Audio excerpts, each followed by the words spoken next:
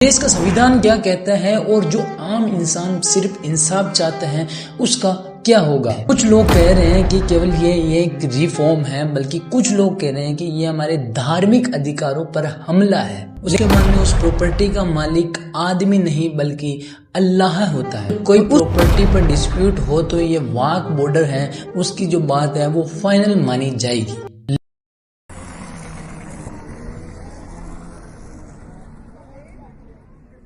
जय हिंद दोस्तों, कभी सोचे हैं कि कोई लॉ जो धर्म के नाम पे बना था वो कभी किसी राजनीति का वेपन बन जाएगा। तो देश का संविधान क्या कहता है और जो आम इंसान सिर्फ इंसाफ चाहते हैं उसका क्या होगा। तो दोस्तों आज हम बात करने वाले हैं उस ऐसे कानून की जो 2025 में लागू होने के बाद सबको उसने हिला कर रख दिया है। वक्फ अमेंडमेंट एक्ट 2025। ये सिर्फ एक अमेंडमेंट नहीं है बल्कि ये धर्म, राजनीति और सत्ता के बीच एक बैटलफील्ड बन गया है। कुछ लोग कह रहे हैं कि केवल ये एक रिफॉर्म है, बल्कि कुछ लोग कह रहे हैं कि ये हमारे धार्मिक अधिकारों पर हमला है। लेकिन असली सच क्या है वो आज हम समझेंगे, बिना किसी बहस के, बिना किसी नारे के और एकदम लॉजिक के साथ में। तो सबसे पहले हम ये समझ लेते हैं कि वक्फ होता क्या है। सबसे पहले समझते हैं कि वाक का मतलब क्या होता है, अर्थात वाक शब्द का अर्थ क्या है। वाक शब्द एक अरेबिक शब्द है जिसका अर्थ है कि टू बी डिवाइड, यानी कि किसी पार्टी को अल्लाह के नाम पर दे देना। इसका मतलब है कि कोई मुस्लिम व्यक्ति अपनी जमीन, जायदाद और पैसा किसी रिलीजन पर्पस के लिए डोनेट करता है तो वो प्रॉपर्टी वाक प्रॉपर्टी बन जाती है।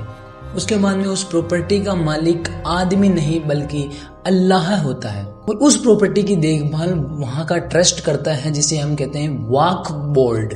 आज के समय में इंडिया में 8 लाख से भी अधिक वक्फ प्रॉपर्टीज हैं, जिसमें मस्जिद, कब्रिस्तान और मदरसा आदि प्रॉपर्टीज शामिल हैं।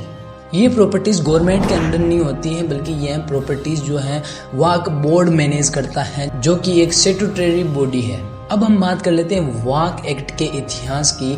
हम अगर बात करें 1954 से 2013 तक की, ये सिस्टम ब्रिटिश के समय से चलता आ रहा है, परंतु जब ये ऑफिशियली भारत में लागू हुआ वो समय था 1954।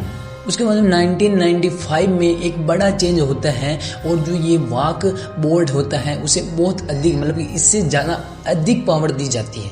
2013 में कांग्रेस सरकार ने अमेंडमेंट कर इसे और अथॉरिटी दी कि अगर कोई प्रॉपर्टी पर डिस्प्यूट हो तो ये वक्फ बॉर्डर है, उसकी जो बात है वो फाइनल मानी जाएगी। लेकिन उसके बाद से ही कुछ केसेस में मिसयूज भी सामने आने लगे। कुछ जगह ऑर्डिनरी लोगों की प्रॉपर्टीज को वक्फ प्रॉपर्टीज में शामिल कर दिया गया बिना उसकी सुविधा के। उसके साथ साथ कोर्ट में केसेस बढ़ने लगे और लोगों के बीच बहुत ज्यादा कंफ्यूजन भी हो गई। उसके बाद 2025 में आता है मोदी सरकार का अमेंडमेंट बिल। तो अब आते हैं हम प्रेजेंट में। 2025 में मोदी सरकार ने वक्फ अमेंडमेंट एक्ट 2025 पार्लियामेंट में पास कराया। एम बताया गया ट्रांसपेरेंसी, अकाउंटेबिलिटी और मिसयूज को रोकना।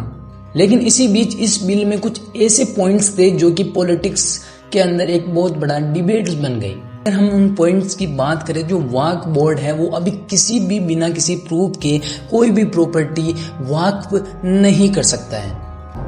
पहले सिर्फ एक क्लेम लिखना होता था, परंतु अब रजिस्ट्री और हिस्टोरिकल चीजें भी प्रूफ करना जरूरी है। अगर किसी प्रॉपर्टी में वक्फ और किसी प्राइवेट आदमी का मतलब डिस्प्यूट है तो मतलब अब क्या होगा कि जो कोर्ट है वो फैसले लेंगे। बोर्ड के चेयरमैन और मेंबर्स के अपॉइंटमेंट में गवर्नमेंट का रूल बढ़ा दिया गया।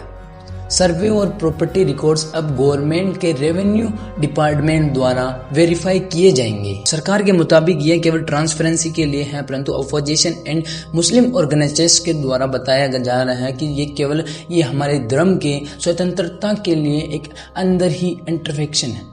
जैसे ही ये बिल पास होते हैं, लखनऊ, दिल्ली, भोपाल और हैदराबाद में इन सब चीजों के प्रोटेस्ट होने लगे। मुस्लिम पर्सनल लॉ बोर्ड ने कहा यह कानून हमारे धार्मिक इंस्टीट्यूशन पर अटैक है। कांग्रेस, AIMIM और कुछ रिलीजन पार्टी ने इसे मुस्लिम आइडेंटिटी टारगेट पॉलिटिक्स कहा। असदुद्दीन ओवैसी ने पार्लियामेंट में कहा कि आप लोग अल्लाह की प्रॉपर्टी पर भी कंट्रोल चाहते हैं। सिर्फ एक अमेंडमेंट नहीं है बल्कि एक पॉलिटिक्स सिग्नल वहीं दूसरी तरफ बीजेपी के स्पोक पर्सन ने जवाब दिया कि हम किसी भी धर्म में हस्तक्षेप नहीं कर रहे हैं, बल्कि हम सिर्फ उस प्रॉपर्टी के स्कैम को रोक रहे हैं जहां पर गलत तरीके से किसी की जमीन को वहां पर डिक्लेयर कर ले लिया गया। ये दोनों नैरेटिव्स अपने अपने सपोर्टर्स के बीच में बहुत ज्यादा वायरल भी हो जाते हैं।